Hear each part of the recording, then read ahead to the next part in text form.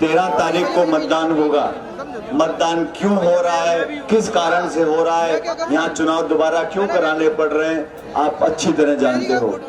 जीतू पटवारी जी, पूरी कांग्रेस पार्टी, सारे विधायक, हमारे सांसद अशोक जी, सारे के सारे यहाँ पर आपसे आवेदन करने के लिए आज इकट्ठा हुए हैं कि इस चुनाव में भोपाल में जो सरकार बैठी है वो तो बदलेगी नहीं, लेकिन जो 1 साल से वादा खिलाफी हुई है, जो किसानों के साथ वादा कर मुकर गए हैं, जो नौजवानों को बेरोजगारी के अंधकार में धकेल रहे हैं, जो माफिया का राज भोपाल में फैल गया, पूरे प्रदेश में फैल गया, उन लोगों की आंख खोलने के लिए और राजनीति में तराजू बराबर रखना चाहिए। ये वोट का अधिकार आपके पास है।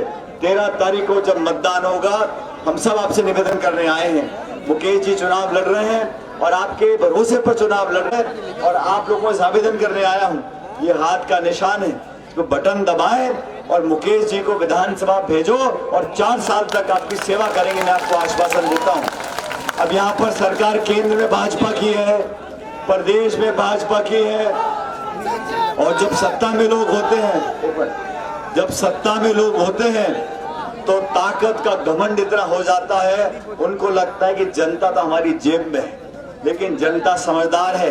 हमारे काश्तकार, हमारे दलित, आदिवासी, पिछड़े, अगड़े, नौजवान, माताएं, बहनें अपने अधिकार को जानते हैं। इस सरकार की आंख खोलने के लिए, इनको आईना दिखाने के लिए, जवाबदेही तय करने के लिए भारतीय जनता पार्टी की सरकार दिल्ली में जरूर बन गई, लेकिन पिछले दिनों में उनको जवाब देना पड़ा।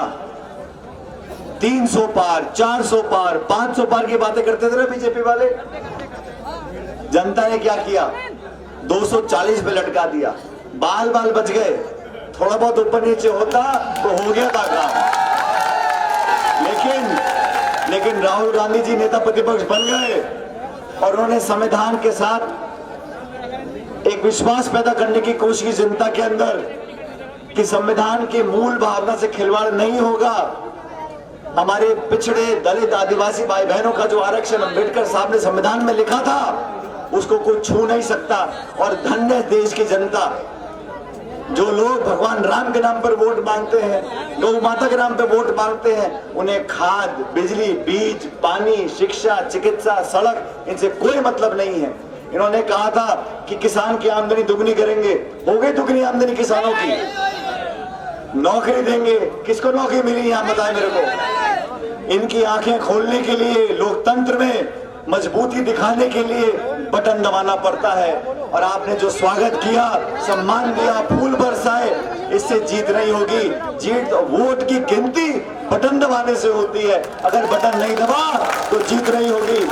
अब ये हमारा भाई छोटा ये खड़ा है, और सुनो, ये भी इस बात को जानते हैं, मुकेश भी इस बात को जानता है। अरे बाबा, अरे मेरा वैसे गला खराब है यार, सुन ले। मुकेश इस बात को जानते हैं, अगर हार जीत होगी तो आप लोग कराओगे, ये जीत के जाएंगे, आपके सेवक बनकर काम करेंगे, नहीं तो मैं खड़ा उनके कान पकड़ने के लिए। तो आप लोगों से निवेदन है मेरा, ये मेरा भाई आज चुनाव लड़ रहा है और ये जीतने जा रहे हैं, लेकिन आप इस जीत में आहुति डालोगे तो जीत का श्रेय भी जनता आपको जाएगा। अब आप मुझे बताओ, दोनों हाथ खड़े करके कि इनको जिताओगे कि नहीं जिताओगे?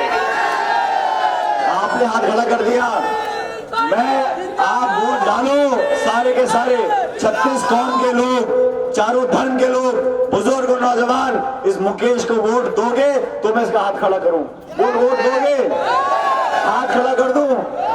हाथ खड़ा कर दूं? पक्की बात है? 1 2 3। और आप सबसे निवेदन, हाथ का बटन दबाकर कांग्रेस पार्टी को जिताओ, राहुल गांधी के हाथ मजबूत करो, मेरे हाथों को मजबूत करो। हमारा राजस्थान दूर नहीं है, हमारा राजस्थान और आप लोगों का हमारा रोटी बेटी का रिश्ता है।